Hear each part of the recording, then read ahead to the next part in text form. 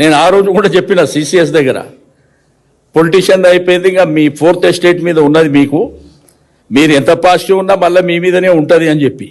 ఎందుకు చెప్పినా, పరిపూర్ణాచారి ఆ పిల్లోడు, అతను దగ్గర దగ్గర నాకు తెలిసి 6 ఏళ్ల నుంచి గాంధీ భవన్ దగ్గరనే ఉంటుండే. ఇక మరి అట్లుంటూనే లోపటేస్తే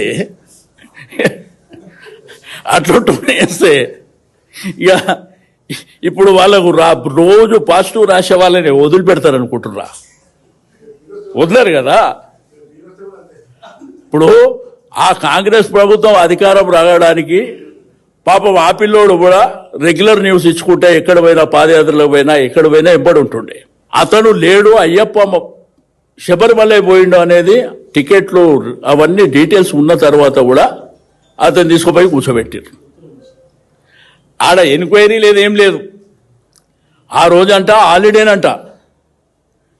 సాయంత్రం కరెక్ట్ 4 గంటలకు 5 గంటలకు అతన్ని ఎంక్వైరీ చేసి పంపించేసారంట.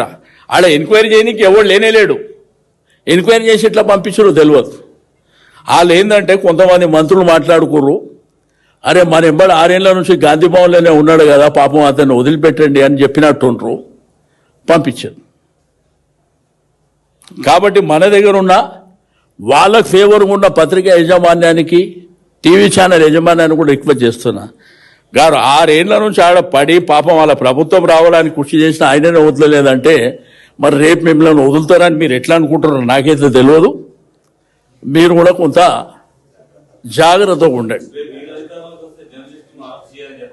100% నేనే బాధ్యత తీసుకుంటా. నేను ఇప్పుడు కూడా బాధ్యతనే ఉంటా. మీకు తెలుసు, పాత్రికేయులో ఎవరికి ఏం జరిగినా కానీ నా దగ్గరకు వచ్చినప్పుడు నాకు తోచినంత సాయం చేసుకుంటా పోతా. ఏదైనా ఇబ్బంది ఉంది వీళ్ళతో మాట్లాడమంటే నేను మాట్లాడతా. నేను ఇప్పుడు అజంటూనే మాట్లాడతా నేను.